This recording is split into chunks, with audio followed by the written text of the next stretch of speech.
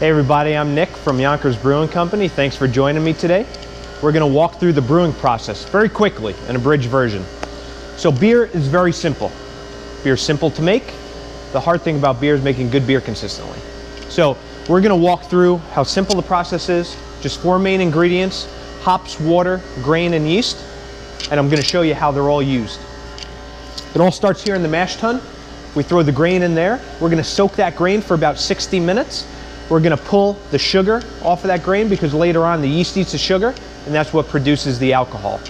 In this process, through steeping the grain, we're also going to get the color off of that grain. So in this process, we're getting the sugar for the alcohol and the color of the grain for the color of the beer in the glass. We're then, after 60 minutes, going to transfer this liquid over to our boil kettle. Called the boil kettle because guess what? That's where we boil. We ramp it up to 220 degrees, bring it to a rolling boil. This is where we throw in the hops. Hops are a flower. They come in a ton of varieties. They smell different. They taste different. Depending on when they're thrown in this 60-minute process is what you get off of the hop. Again, picture steeping a tea bag. The longer you steep that tea, the more bitter that tea is going to be. Less contact time, more aromatics, less bitterness.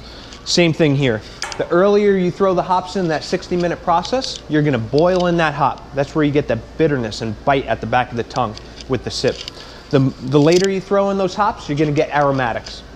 And that's what we try to do here. Create a very aromatic beer, well balanced with a small bite at the end. Really balance it out, leaving you wanting to sip and sip and sip.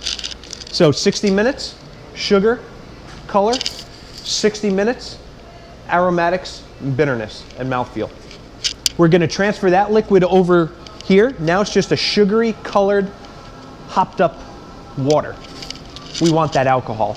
We're going to transfer that liquid into our fermenter, transfer it in, throw the yeast in, and cap it. In this process, that yeast starts to eat the sugar. That sugar is the food, starts to eat that sugar, and then we're going to produce alcohol. That yeast starts to produce alcohol. From the fermentation process, once this is done, we'll crash cool that tank, leaving us crystal clear beer. It's just not carbonated. One last process.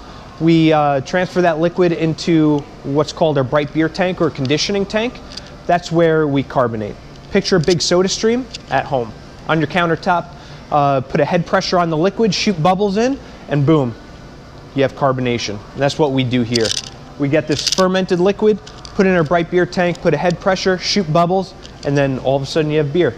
From that process, it goes into your glass and leaves you enjoying and wanting more. Enjoy, guys.